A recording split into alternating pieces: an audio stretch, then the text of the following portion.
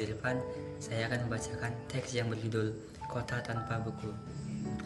Pernahkah kau ke toko buku, perpustakaan, atau taman bacaan? Tidakkah kau merasakan istimewa ketika berada di dalamnya? Di sekelilingmu ada berbagai tokoh dari dunia nyata dan khayal, tempat yang pernah kau kunjungi dan yang belum kau kunjungi. Informasi dan cerita dari masa lalu, masa kini, dan masa depan. Semua berpadu, semua berada dalam genggamanmu. Saat berada di dalam toko buku, tidakkah kau merasakan jadi raja dan ratu? Ruang dan waktu seolah menyatu tanpa batas. Kau bisa terbang, melintasi sekat negara dan melewati berbagai zaman. Kau bisa menyelam ke samudera, melayang di angkasa, bercanda dengan aneka satwa, dan berkelana di tengah padatnya kota, juga di rimba raya. Kau tahu, buku adalah jendela dunia. Kunci pengetahuan dan pintu wawasan. Muhammad Hatta, sang proklamator, berkata, "Aku rela di penjara asalkan bersama buku, karena dengan buku aku bebas." Melalui buku, manusia terbebas dari ketidaktahuan. Tempat-tempat yang dipenuhi buku adalah harapan berkembangnya pengetahuan dan wawasan. Apa jadinya jika kota tanpa buku? Pantaskah dia disebut kota? Di kota itu, mungkin kabar datang dari sumber lain, dari koran, televisi, atau internet. Mungkin informasi dan cerita datang dari cerita nenek.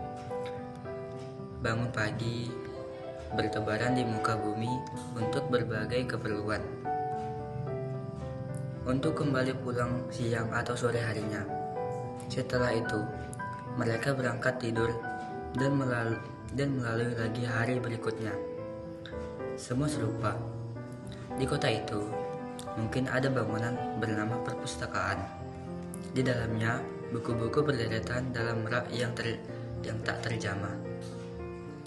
Tiada tangan meraih dan membuka halaman demi halaman dengan sukacita. Mungkin juga ada tumpukan buku di sudut-sudut sekolah yang rapi, yang sepi dan berdebu.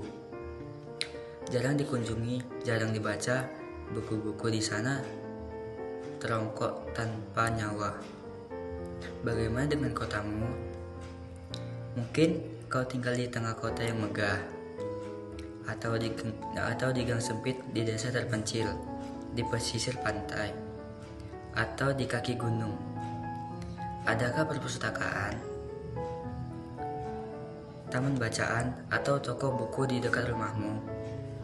Jika ada, apakah tempat itu menjadi wadah berkumpulnya anak-anak, atau hanya menjadi pajangan? Maukah kau menjadi orang yang menghidupkannya?